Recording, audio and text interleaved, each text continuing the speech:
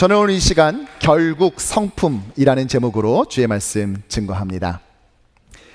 여러분은 시간이 흘렀다는 것을 언제 실감하십니까? 나도 이제 나이를 먹는구나, 이거를 느끼는 순간이 언제세요? 어떤 분은 몇 살이에요? 그 나이를 물었는데 바로 나오지 않고 나 몇 살이더라? 이렇게 생각할 때. 또 어떤 분은 아무리 쉬고 잤음에도 불구하고 피곤이 좀처럼 풀리지 않을 때. 또 몸을 움직일 때마다 자꾸만 몸만 움직이는 게 아니라 입에서 감탄사가 나올 때. 아이고 아이고, 자매품 에고 에구 뭐 이런 거 나오는 거. 그리고 아무도 보여달라고 말하지 않았음에도 불구하고 자꾸만 핸드폰을 꺼내서 자기 손주 사진을 보여주려고 시도할 때, 나도 나이를 먹는구나, 나도 어쩔 수 없는 사람이구나 라는 것을 느끼게 되지요. 그런데 또 하나가 있어요. 뭐냐, 이렇게 연세를 드시면요, 자꾸만 사람이 아니라 꽃을 찍어요. 꽃 사진이 많아요. 실제로 우리 교회도 권사님들이 이 스마트폰 사용법을 물어보실 때가 있어요. 그러면 제가 이제 도와드리는데, 그때 보면 진짜 사진 갤러리 안에 와, 꽃이 얼마나 많은지, 그 찍으실 때 보면은 이렇게 해서 찍는 게 아니라 거기까지 가서 이렇게 또 몸도 기울여서 이렇게 해서 찍으시더라고요. 그래서 꽃을 엄청 많이 찍으세요. 여러분은 어떠세요? 여러분들 사진 갤러리 안에는 한 어느 정도 비율의 몇 장의 꽃사진이 있습니까? 지난 5월에 제가 교육자들과 함께 어떤 성도님 가정을 신방했어요. 루즈벨트 아일랜드라는 곳인데요, 이 퀸즈와 맨하탄 사이에 있는 그런 길다란 모양의 섬이죠. 사진을 보여주시죠. 네, 저길 신방을 같이 했습니다. 네, 평소엔 제가 아내랑 같이 둘이서 가는데 그날은 좀 같이 와달라고 부탁을 하셔서 저희가 같이 신방도 하고 또 꽃 구경도 했는데, 나름 저기가 벚꽃 명소예요. 사진을 보여주시면은 저렇게 맨하탄이 한눈에 보이기도 하고, 다음 사진이요. 저렇게 벚꽃이 만발한 가운데 즐거운 한때를 보냈습니다. 그런데 저렇게 벚꽃을 즐기면서 걷던 중에 저도 모르게 비명을 질렀어요. 으아! 제 아내가 놀라서 묻습니다. 왜 그래? 핸드폰 떨어뜨렸어? 그게 아니라요, 나도 모르게 내가 꽃사진을 찍었어 그랬습니다. 자, 문제의 사진을 다 같이 보시죠. 바로 저 사진인데요. 저는 제가 저걸 찍는다는 사실을 인식하지 못했어요. 근데 나도 모르게 저 사진을 진짜 이렇게 가서 찍고 있더라니까요. 여러분 가만히 보시면은 가운데 하얀색 사인 보이십니까? 개 진입할 수 없다고, 강아지 저 화단 안으로 들어가면 안 된다는 그 사인인데, 아니 찍으려면 저거나 좀 피해서 찍지, 꽃에 도취되어 가지고 그냥 그것도 모르고 저렇게 찍은 겁니다.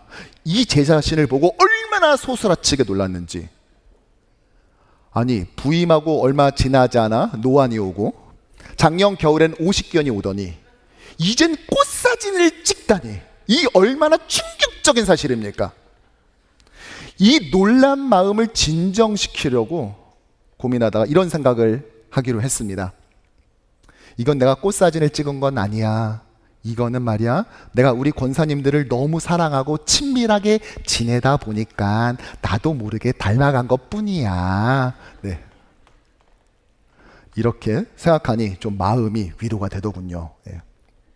여러분 어떠세요? 여러분은 그 세월의 흐름을 실감하고 계십니까? 이 시편 90편은 비교적 우리에게 익숙한 시이긴 합니다. 지혜시라고도 분류하기도 하고 공동체 탄원시로 분류하기도 해요. 먼저 이 시는 저자가 다른 시들과는 조금 달라요. 시편을 보면 각 시마다 표제가 붙어 있거든요. 뭐 누가 썼고 언제 부르려고 썼고 뭐 이런 것들이요. 근데 이 시편 90편의 표제가 뭔 줄 아세요? 하나님의 사람 모세의 기도입니다. 모세의 기도.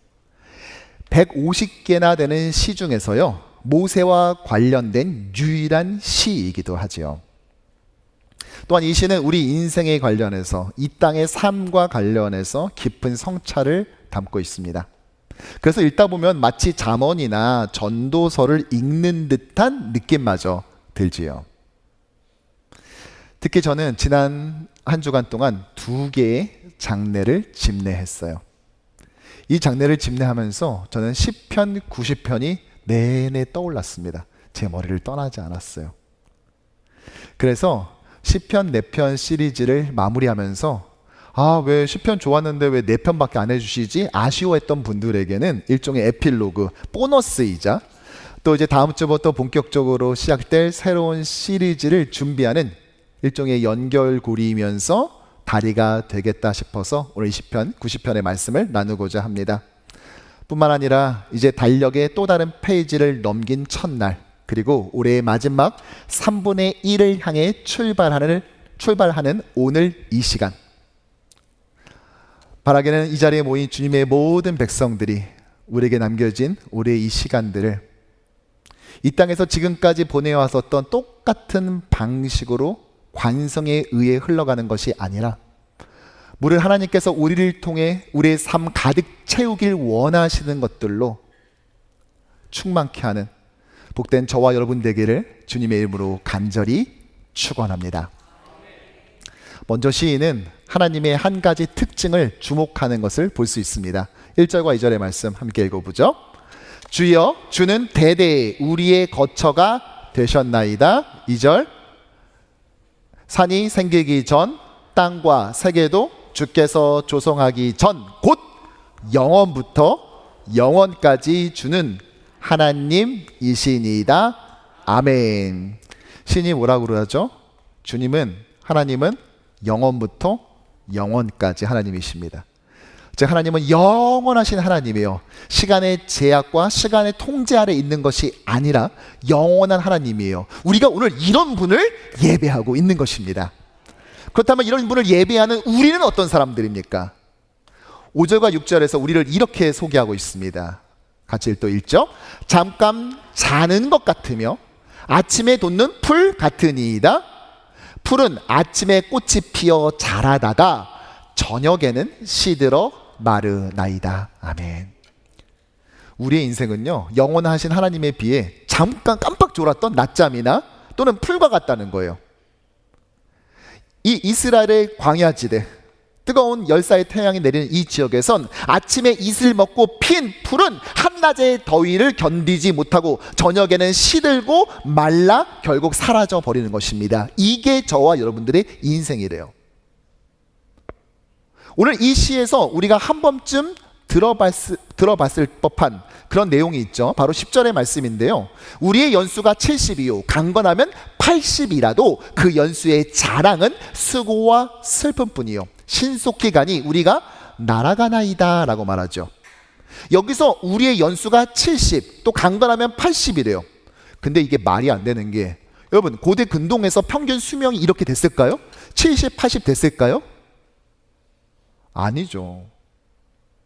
지금처럼 의학이 발전하지 않았고 약도 마땅히 없었을 뿐만이 아니라 특정 지역에서 나는 특정 음식만 먹고 살았기 때문에 결핍되는 영양소가 있었고 그 영양소의 결핍으로 인한 풍토병이나 질병이 있었습니다. 또한 전쟁은 오죽 많았으며 치안은 얼마나 불안했습니까? 그러니까 평균 수명이 현저히 낮았어요. 그러니까 오늘 이것은 평균 수명을 말하는 게 아니에요. 고대인들이 생각했을 때 진짜 오래 살았을 때 몇 살까지 살 것 같아? 그러면 아니 실제 살겠다는 건 아니고 그냥 정말 오래 산다면 70은, 그리고 진짜 거기서도 더 많이 살면 80까지는 가능하지 않을까? 이러면서 막 서로 하는, 이게 그 나이인 것입니다. 아니 옛날 얘기 할 것도 없이 우리도 얼마 전까지 환갑하고 70, 7순 고이하고 하지 않았습니까? 그러니까 지금으로 다시 번역하자면 우리가 인생이 정말 오래 살면 100세, 더 강건하면 한 105세쯤 사나이다. 지금 이 말을 하고 있는 거예요. 최대치를 상정하는 것이죠. 그런데 그렇게 산다 할지라도요, 우리가 볼 땐 와 진짜 나이가 그렇게 오래되셨어요? 많으세요? 라고 말할지 모르겠지만 정작 당사자 입장에서 어떻게 느껴지는지 아세요? 야, 나 참 오래 살았다, 이게 아니라 우리가 날아가나이다 하고 느껴진다는 거예요. 날아가나이다. 난 아직 뭘 한 것 같지도 않은데 벌써 나이가 이렇게 돼버렸어. 이게 바로 우리의 인생이라고요. 남들보다 오래 산다고 해서 인생의 허무함을 극복할 수 있는 게 아니라는 것입니다. 그런데 이것만 보면요, 단지 마치 시편 90편이 뭐 인생 무상, 뭐 인생이 허무하다, 시간이 빨리 지나간다, 뭐 이런 식의 교훈을 주는 것일까요? 이게 기독교에만 있는 교훈입니까? 아니죠. 어느 종교, 어느 문화권에서나 다 발견되는 교훈 아니에요? 영어에서도요, time flies 그러잖아요. 뭐예요? time, 시간은 날아간다. 그리고 이거를 우리가 한자어로 표현할 때도 이렇게 하죠. 물로 많이 비유하잖아요. 유수와 같이 흘렀다. 그래서 세월, 여류, 세월, 유수, 광음, 여류, 유수, 광음, 다 세월의 빨리 흐름을 물로 비유하는 것입니다. 뿐만 아니라 화살로 비유하기도 하죠. 그래서 광음 여시, 광음 여전. 일본어에도요, 세월은 화살과 같다는 말이 있어요. 그런 표현이 있어요. 때로는 빛으로 비유하기도 합니다. 석화광음. 무슨 말이에요? 돌과 돌이 짠 하고 부딪히면 순간적으로 불이 번쩍하잖아요. 마치 그것처럼 세월이 번쩍이다 끝난다는 거예요. 그리고 호려 과극. 갑자기 틈을 지나가는 것 같다. 때로는 동물에도 비유하곤 하죠. 새, 까마귀, 토끼, 망아지. 그래서 여조, 과목, 오비토주, 백구, 과극. 와, 이러니까 제가 마치 서당 훈장님이 된 것 같은 그런 느낌이 살짝 들기도 하는데, 중요한 것은 대부분의 한자를 제가 쓸 수 없다는 사실이 함정인 것이죠.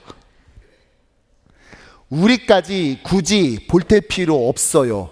다 안다고요. 세월 빨리 지나간다는 거.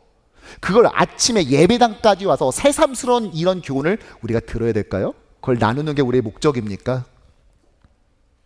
사랑하는 성도 여러분, 오늘 이 시편 90편은요, 인생의 그 허무함을, 그렇게 빨리 흘러가 버리는 인생의 그 허무함을 극복하는 방법을 담고 있습니다. 아니, 어디예요? 11절의 말씀 함께 읽어보죠. 누가 우리 주의 노여움의 능력을 알며 누가 주의 진노의 두려움을 알리까? 아멘. 안다는 거예요? 모른다는 거예요?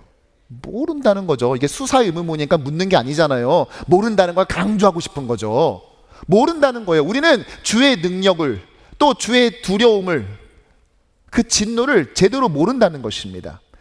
인간은 하나님에 대한 지식이 심각하게 결여되어 있다고요.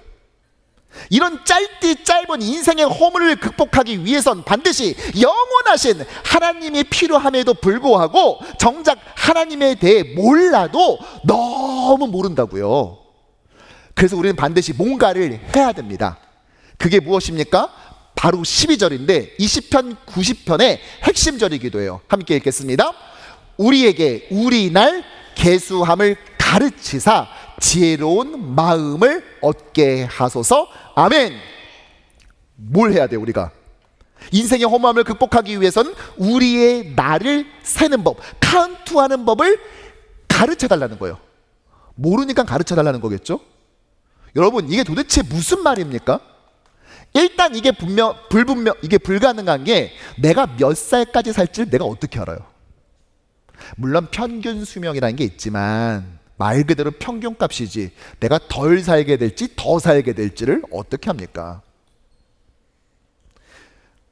이 말은 내가 몇 살까지 살까요? 지금 이 질문이 아닌 것입니다.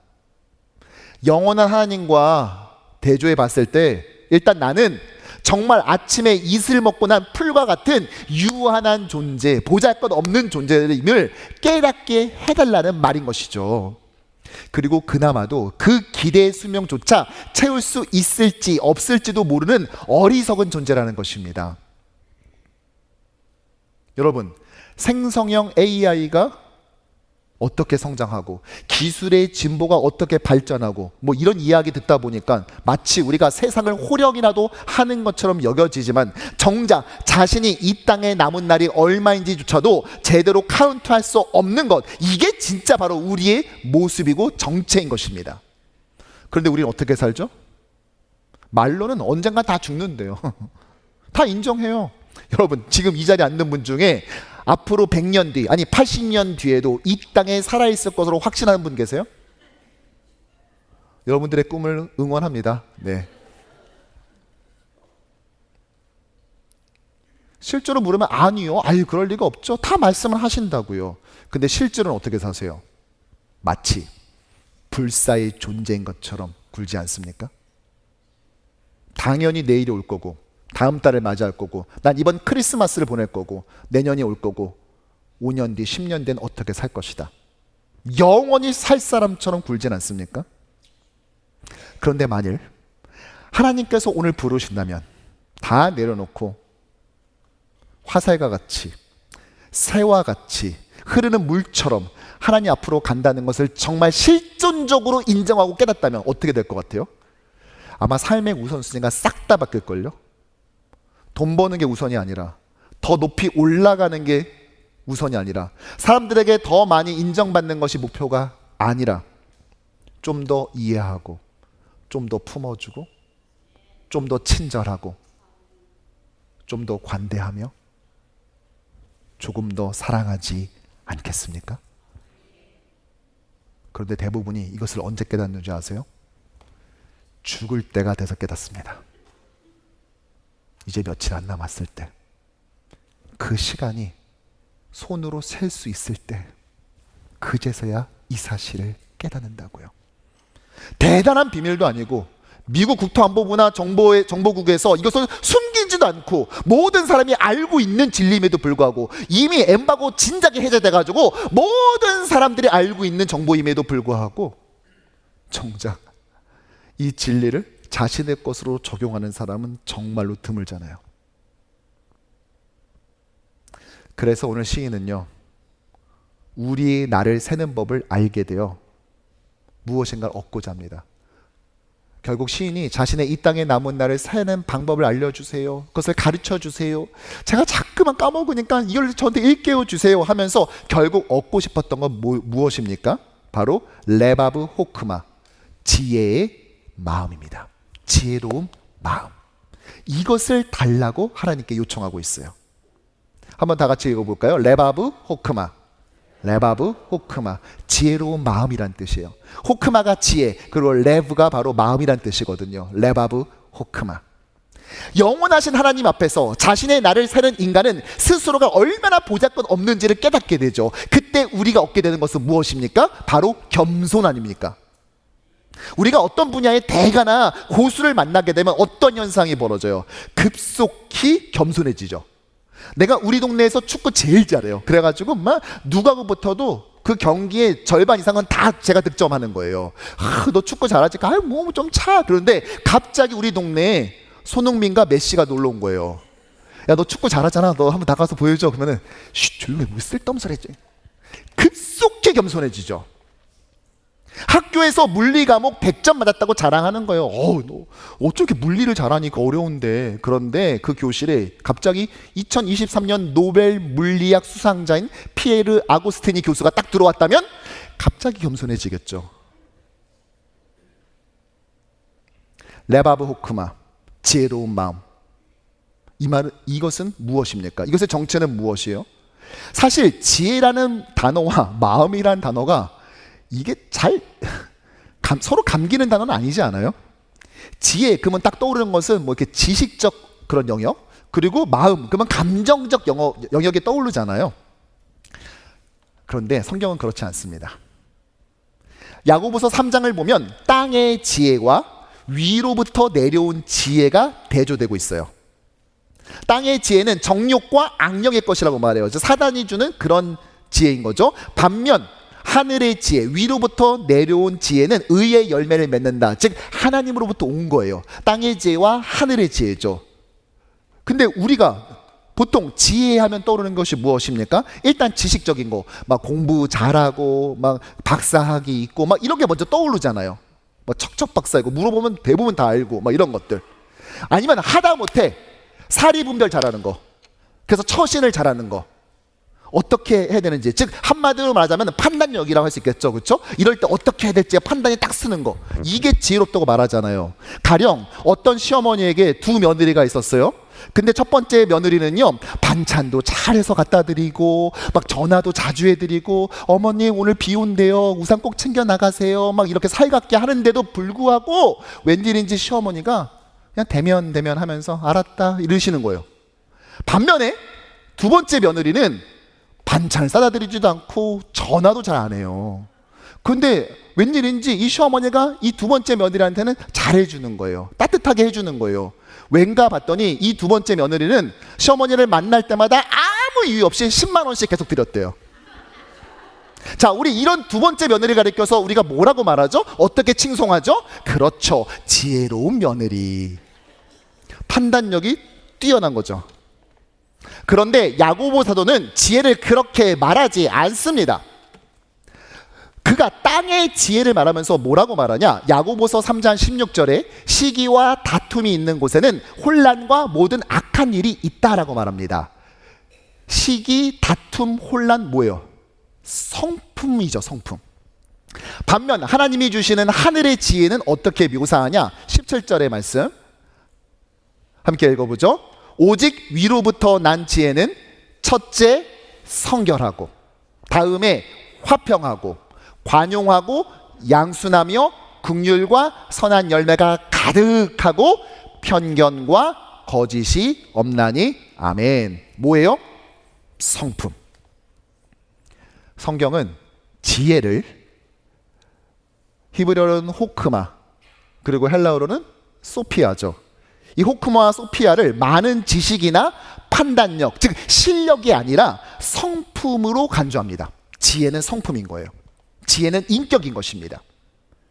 따라서 지혜 있는 사람이라는 것은요, 신의 성품, 즉 예수 그리스도의 성품을 닮아 있는 사람을 말하는 것이라고요. 자, 대답해 보세요. 그렇다면 저와 여러분들은 지금 지혜로운 사람입니까? 이 질문을 어떻게 바꿔야 된다고요? 예수의 성품을 닮아 있는 사람입니까? 우리는 인생이 얼마나 짧은지 헤아리며 지혜로운 마음, 레바브 호크마를 얻어야 되는데, 그것은 다름 아닌 인격이라는 것이죠. 지혜란 이런 것이 아니에요. 요즘 평균 기대 수명이 얼마니까 내가 몇 년까지 얼마를 벌고 어떤 금융상품에 분산 투자를 했다가 몇 살 때쯤 은퇴하고 그 이후에 어디 가서 어떻게 살 것이다. 성경은 이것을 지혜로운 마음이라 말하지 않아요. 물론 이것은 필요하죠. 그러나 인생의 허물을 극복하게 만들 수는 없다는 것입니다. 레바브 호크, 지혜로운 마음은 예수의 인격을 말하기 때문이에요. 오늘 4절에 모세가 굉장히 철학적이고 오묘한 말을 합니다. 4절의 말씀 함께 읽죠. 주의 목전에는 천년이 지나간 어제 같으며 밤의 한순간 같을 뿐이다 라고 말하죠. 이게 무슨 말이에요 도대체? 뭐 천년이 하루 같고 하루 뭔 소리예요 지금 이게? 이과 출신들 도저히 이해 안 되지 않으세요? 이게 무슨 말이에요? 설명 좀 해주세요 저한테. 이게 우리가 생각하는 그런 정량적 시간을 말하는 것이 아니라 하나님의 독특한 시간 계산법을 그는 체험을 알고 있어요. 우리가 아는 것처럼 가데스 바네아에서 머물고 있을 때 12정탐꾼을 보냈습니다. 약속의 땅으로 보냈어요. 근데 돌아온 10명의 사람들, 그리고 그들은 지파의 대표니까 10개의 지파의 보고는 무엇입니까? 그 땅을 저주했어요. 그 결과 어떤 일이 벌어지죠? 민수기 14장 34절과 같은 일이 벌어지는데, 너희는 그 땅을 정탐한 날수인 40일의 하루를 1년으로 쳐서 그 40년간 너희 죄악을 담당할지니. 하나님은 정탐꾼의 하루를 1년으로 환산해서 총 40년간의 광야생을 명명한 거예요. 모세는 이것을 알았어요. 그래서 하나님의 시간에 따라 살려고 했던 거예요. 그리고 이 땅을 살아가는 방식 역시 레바브 호크마, 지혜로운 마음, 하나님의 그 성품을 닮아가며 사는 것이 인생의 허물을 극복하는 거다 말했다고요. 인생은 얼마나 오래 사느냐가 중요한 것이 아니라 어떻게 사느냐에 달려있는데, 그 어떻게의 정체는 무엇이다? 바로 예수의 성품이고 또한 신앙의 인격인 것입니다. 저는 지난 한 주간에 2개의 장례를 치렀어요. 근데 2개의 장례는 전혀 다른 성격의 장례였습니다. 먼저 올해 90세 되신 장로님이 하나님의 부름을 받았어요. 사진을 보여주실까요? 제가 작년에 장로님 가정을 신방했을 때요, 아프시다고 그래가지고 저희 작은 여성 꼬맹이도 데리고 같이 아내와 함께 신방을 했는데, 본인이 아파서 신방 갔음에도 불구하고 얼마나 따뜻하게 맞아주시고 그 말 한마디 한마디가 얼마나 큰 울림을 주는지 저도 모르게 이런 소망을 갖게 됐어요. 내가 나이를 들면 내가 말하는 그 스타일이나 어조, 억양, 방식이 나 저 장로님처럼 됐으면 좋겠다. 이런 마음이 들더라고요. 그때 이제 89세셨죠. 그 사람을 대하는 그 애티튜드가 뿜어져 나오는 게 있잖아요. 이렇게 막 이렇게 노력해서 하는 게 아니라 그냥 나오는 거. 그 인품이 너무 느껴지니까 너무 부러운 거예요. 목회자들에게도 잘 느껴지지 않는 그런 느낌이, 그런 분위기가 너무 자연스럽게 뿜어져 나오니까 너무 갈망이 되는 거 있죠. 그 다음 사진 보여주시면은 최근에 제가 투병정했던 장로님을 신방했을 때 모습이에요. 이미 그때 많이 안 좋으셨어요. 가끔씩 사람을 못 알아보기도 하셨고, 또 병원에서도 이제 마지막을 준비하라라는 식으로 고지를 했죠. 그런데 저 순간조차도 아니 얼마나 그 고매하고 그 어진 성품이 계속 드러나는지요. 제 이름을 또박또박 말씀하시더라고요. 한 글자씩 끊어서 말씀을 하시는 거예요.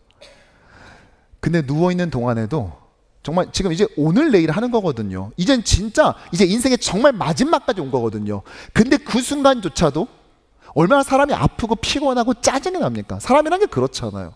이게 몸이 좋을 때 모르겠는데 이게 힘들 때는 본인도 힘든데 이게 얼마나 몸 안에서 그 인간의 그 본성이, 그 거친 면이, 그 날 것이 여과없이 드러납니까? 그런데 그 순간조차도 예수님의 성품이, 레바브 호크마가 그대로 느껴지는 거예요. 그리고 마지막 임종 예배 때 다음 사진 보여주실까요? 밤 10시였나요? 그때 가서 임종 예배를 드리는데 그날 참석했었던 우리 가족들은 아마 다 저랑 동일한 마음이었을 것입니다. 이제 마지막 사경을 헤매는 그 상황조차도 정말 예수님의 그 성품을 담는 것이 그대로 드러나면서 마지막 자신의 영혼을 하나님 앞에 온전히 의탁하는 그 모습을 우리 모두가 느낄 수가 있었고, 그 모습이 또 다른 감동을 주었어요.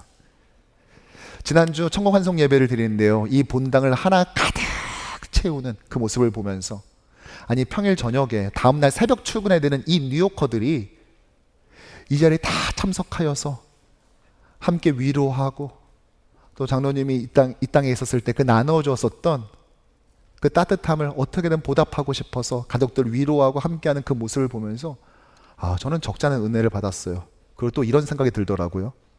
나의 장례식 때도 이렇게 많은 분들이 와주실까? 내가 담임 목사여서가 아니라 내가 그냥 아무것도 아닌 한 사람의 그리스도인으로 결국은 다 가게 될 텐데, 그때 나의 연수가 70이 될지 80이 될지 누구도 알 수 없으나 그러나 이 땅에서 하나님께서 불러 올리셨을 때 나의 천국 환송 예배에도 이 많은 사람들이 참석하여서 다른 것이 아니라 나의 인격을, 내가 예수 성품 담으려고 애썼던 그것을 기억해주고 또 닮으려 결단할 수 있을까? 저는 이 장례를 끝내고 곧이어 또 다른 장례를 준비해 됐어요. 근데 전혀 다른 장례예요. 이분은 36살에 하나님 품에 안긴 형제였습니다. 그 형제의 5주기 추모 예배를 현장에서 제가 드렸어요. 제가 부임하기 전에 이미 하나님 품에 안겼죠. 그래서 작년에는 그 가정을 방문해서 4주기 예배를 가정에서 드렸고, 이제 현장에서 이제 5주기 예배를 지난주 금요일 날 드렸습니다. 참 효자였대요. 참 효자여서 아픈 중에도 부모를 먼저 챙기는 그런 아들이었습니다. 근데 제가 놀란 것이 이 추모 예배에 정말로 많은 분들이 참석했는데 그 중에서도 굉장히 젊은 분들이 오셨어요. 제가 누군가 물어봤더니 고인하고 함께 고등학교를 다닌 분들이라는 거예요. 사진을 보여주시죠. 예. 이게 이제 소위 말하는 특목고, 고등학교여서 경쟁이 굉장히 컴피티션이 굉장히 심한 고등학교였어요. 그런데도 불구하고 인생에서 평생을 함께하는 저 소중한 친구들을 한 8, 10명을 만난 거예요. 그리고 지금까지 함께 있는 거예요. 이미 하나님 품에 안긴 지 5년이라는 시간이 지났음에도 불구하고 이 친구들이요 계속 이 가정을 방문해서 그 성도 부부를 위로하는데요, 이 자기 먼저 하나님 품에 안긴 이 친구의, 이 성도의 생일, 기일 뿐만이 아니라 Mother's Day, Father's Day, 그리고 미국의 명절, 한국의 명절 때가 되면은 이 친구들이 너나 없이 찾아온다는 거예요. 그리고 아버님, 어머님 좀 운동 좀 하셔야 될 것 같아요 라고 하면서 운동화 사드리고 운동복도 사드리고, 아버지가 골프 치시니까 또 골프복도 자기들이 사다 드리고, 이렇게 하고 있더라는 거예요. 아니 도대체 어떠한 선한 영향을 끼쳤으면, 어떠한 성품을 가졌으면 본인들도 한참 이 치열한 이 도시를 살아내야 할 판국에 평일 오전에 오직이 추모예배 이렇게 참석하고, 아니 계속해서 자기들끼리 번갈아가면서 이 가정을 방문하면 위로할까? 직접 만나보지 못했지만 그 성도의 그 성품이 바로 레바브 호크마, 지혜로운 마음, 즉 예수의 성품 닮았었던 거구나. 제가 이것을 깨달았습니다. 사실 나이로는요 2배 차이잖아요. 2배 이상 차이 나잖아요. 36살과 90살. 그런데 공통점이 무엇입니까? 짧게 살았냐 길게 살았냐 있는 것이 아니라 이 땅을 살아가는 동안 예수의 그 신앙 인격을, 예수의 성품을 담기 위해 얼마나 노력했는가가 바로 그 사람에 대한 세상 사람들의 평가이면서 동시에 우리 인생을 향한 하나님의 성적표임을 우리는 기대해야 한다는 것입니다. 그 형제가 그랬대요. 투병하면서도 형제도 없고 나 외아들인데 나 이렇게 떠나고 나면 어떡하나 걱정이 돼서, 아니 그 마지막 말기암의 고통이, 발견 당시 이미 위암 4기였는데 그 말기암의 고통이 얼마나 심했겠습니까? 그런데도 계속해서 그 부모를 걱정하면서 위해주는 그 모습, 전 그 얘기를 듣는데요, 와 이게 진짜 실존 인물의 이야기인가 싶더라고요. 나는 과연 그렇게 할 수 있을까? 앞서 소개해드린 90세에 돼서 돌아가신 이 장로님, 전 장로님을 보면서 뭘 깨달은 줄 아세요? 그분이요 한 번도 화를 내지 않았어요. 아니 바깥에선 그럴 수 있다 칩시다, 물론 쉽지 않지만, 근데 집 안에서 자기의 아내와 자녀들에게도 단 한 번 이래라 저래라 강요하거나 자신의 신념을 요구하거나 화를 낸 적이 없다는 거예요. 저는 이걸 이렇게 평가하고 이렇게 표현하고 싶어요. 기분이 태도가 되지 않는 삶, 자기 기분이 태도가 되지 않는 삶, 여러분 이것은 굉장히 힘든 겁니다. 그런데 그러한 삶을 살아낸 분, 이 장례, 2개의 장례를 치르면서요 설교를 준비하는데 저도 모르게 밤에 이런 생각이 들더라고요. 결국 죽음이라는 건 이 땅에서 하나님 나라로 넘어가는 문 아닙니까? 그렇죠? 그렇다면 과연 이 문을 통과할 수 있는 건 과연 무엇일까? 여기서 이 문을 넘어갈 때 가지고 넘어갈 수 있는 것은 무엇일까를 고민하게 됐어요. 일단 우리가 잘 아는 것처럼 돈은 아니죠, 그렇죠? 우리가 그러잖아요. 야 죽을 때 돈 싸들고 가는 거 아닌데 나 하나 좀 줘라 막 우리잖아요. 돈은 아니에요. 자 그럼 무엇이 통과할 수 있죠? 없죠? 곳곳에 기념비가 세워지고 역사책에 기록되어서 대학 입학시험에 문제로 출제되겠지만 그것도 결국 이 땅이지 천국에다 기념비 세워주고 천국에서 시험 볼 거 아니지 않습니까? 그 문을 통과하지 못하는 거예요. 반면 청교도들은, 우리 신앙의 선배인 청교도들은 만날 때마다 서로가 서로에게 이렇게 인사했다고 하죠. 오직 한 번뿐인 인생 속히 지나가리라. 오직 그리스도를 위한 일만 영원하리라. 그런데 여러분 이것도 잘 생각해 보세요. 아 내가 교회를 위해서 이만큼 헌신했어, 내가 이만큼 헌금했어, 이만큼 봉사했어 일까요? 아니에요. 물론 마태복음 10장에서는요 선지자의 이름으로 선지자를 영접하는 자는 선지자의 상을 받을 것이요, 의인의 이름으로 의인을 영접하는 자는 의인의 상을 받을 것이요, 그 사람이 결단코 상을 잃지 아니하리라 말씀하셨습니다. 근데 여러분 잘 생각해 보세요. 선지자의 상, 당시에는요 선지자는 왕과 대척점에 서 있던 자들이에요. 그러면 이 선지자를 대접하는 순간 어떤 일이 벌어져요? 왕으로부터 정치적, 사회적 탄압을 감수해야 됩니다. 그런데 이것을 하면서까지 선지자를 대접했다는 것은 그만큼의 믿음과 인격이 있었다는 거잖아요. 성품이 있었다는 것 아니겠어요? 42절에 보면 또 누구든지 제자의 이름으로 이 작은 자 중에 하나에게 냉수 한 그릇이라도 주는 자는, 이렇게 말했죠. 아무도 돌보지 않는 작은 자에게도 친절을 베푸는 그 착한 성품, 예수의 인격인 거잖아요. 레바브 호크마, 지혜의 마음이죠. 하나님은 보실 거예요. 그 봉사가 하나님의 영광을 위한 것이었는지 자기의 영광을 위한 것이었는지, 하나님을 섬기기 위함인 것인지 교회 지체를 섬기기 위함인 것인지, 하나님은 그 봉사 행위 자체가 아니라 그 행위를 촉발시킨 그 마음의 기저를, 그 중심을 보시게 된다는 것입니다. 결국 그 죽음의 문을 통과할 수 있는 것은 오직 신앙의 인격과 품격, 성품밖에 없는 것입니다.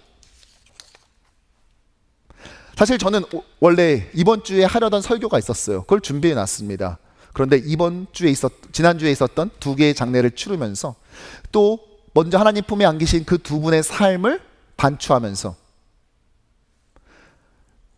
빨리 선교 원고를 쓰기 시작해야 되는데 설교 원고를 안 쓰고 계속 시편 90편이 떠오르면서 나도 모르게 이 시편을 계속 혼자 연구하고 묵상하다가 안 되겠다, 이번 주에 설교는 이걸로 바꿔야 되겠다 하면서 이 설교를 하게 되었습니다. 마치 무엇인가 한 발자국도 더 나갈 수 없고 마치 이것을 하라고 저한테 요구하는 것 같은 그런 느낌이 있잖아요. 사랑하는 성도 여러분, 우리에게 주어진 이번 하반기 사역, 우리에게 주어진 3분의 1 남은 2024년이라는 한 해는요, 우리의 목표가 분명합니다. 바로 레바브 호크마, 지혜의 마음, 바로 예수님의 인격, 성품, 그 품격, 이것이 우리 공동체의 목표가 돼야 되는 것입니다. 저는 고민했어요.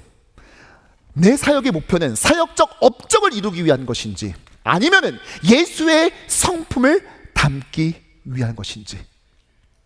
성도들이 나를 보면서 우리 목사님 오고 난 다음에 얼마나 성도가 늘었어, 재정이 얼마나 풍성해졌어, 이런 사역 저런 사역을 했어가 아니라 우리 목사님 참 열심히 하셨는데 그 중에서 가장 열심히 한 것은 예수님의 그 신앙 인격과 성품을 담기 위해 누구보다 치열하셨어, 정말 애쓰셨어.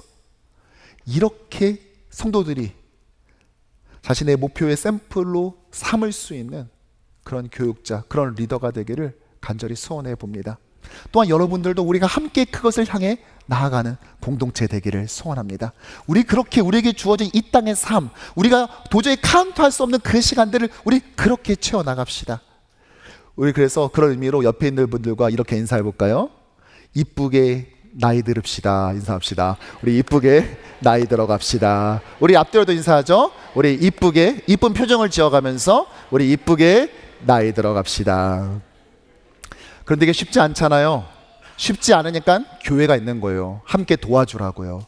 함께 도와주라고. 예수님의 성품을 보면서 저 사람은 80점, 이 사람은 60점, 이거 하라고 있는 게 아니라 서로 그 성품을 닮아갈 수 있도록 도와주라고 있는 겁니다. 그렇죠? 자, 그런 의미로 우리 옆에 있는 분께 이렇게 인사할까요? 함께여서 다행입니다. 인사합시다. 함께여서 다행입니다. 이 뒤에 분들도 함께여서 다행입니다. 말씀을 정리하죠. 정말 솔직하게요, 저는 지금도 가끔 지나가다 이쁜 꽃을 보면 휴대폰을 꺼내서 찍고 싶은 충동을 느낄 때가 있어요. 하지만 극강의 인내심으로 저 스스로를 타이르죠. 참아라, 너 아직 40대 중반이야. 조금만 있으면 매일 이런 사진 찍을 날이 찾아올 거야 하면서 애쓰고 타이르고 있습니다. 하지만 예수님의 성품 담는 것은 절대로 타이르지 말아야 됩니다. 매일매일 노력하셔야 돼요. 어제보단 오늘이, 오늘보단 내일이 더 예수님을 닮아 있어야 한다는 것입니다. 지혜는 실력이 아니라 성품입니다. 지혜는 실력이 아니라 성품입니다. 한 신학자는 이 시를 주의하며 이렇게 결론을 맺었어요. 인간은 모름지기, 하나님의 지혜 학교에서 늘 배우는 학생으로 살아야 된다. 하지만 레바브 호크마, 지혜의 마음은, 지혜는 실력이 아니라 뭐라고요? 성품이요. 그래서 저와 여러분들은 이걸 이렇게 조금 더 발전시켰으면 좋겠습니다. 결국 우리 모두는 하나님이 베풀어 주신 성품 학교에서 보다 성숙한 인격을 훈련받는 자가 되어야 한다 하고 말이죠. 지난 장례 예배 때 저는 성도들에게 이렇게 설교했습니다. 오늘 유족들은 사랑하는 아버지를 잃었지만 저는 제 목회에 큰 자산을 잃었습니다. 무슨 말인 줄 아세요? 제가 우리 교회를 향해서 하나님께 주신 저의 목회의 목표는 예수님의 성품 담는 공동체가 되는 것입니다. 그런데 이것을 가르침에 있어서 가장 좋은 방법은 무엇이냐? 샘플을 보여주는 거예요. 아니 그러니까 목사님 어떻게 하라는 거예요? 그건 말이죠. 저 장로님 보고요 흉내 내세요. 저분 어떻게 움직이시고 어떻게 말씀하시고 어떻게 대하시고 어떻게 행동하시는지 그거 가만히 보고 그대로 따라하세요. 이게 가장 좋은 방법 아니에요? 그런데 저는 그럴 수 있는 목회적 자산을 잃었다고요. 그러므로 오늘 이 예배에 참석한 여러분들께 진심으로 부탁드립니다. 여러분, 저의 목회를 좀 도와주시지 않겠습니까? 제가 그런 교회를 만들어 나갈 수 있도록, 함께 만들어 갈 수 있도록 저를 도와주지 않으시겠어요?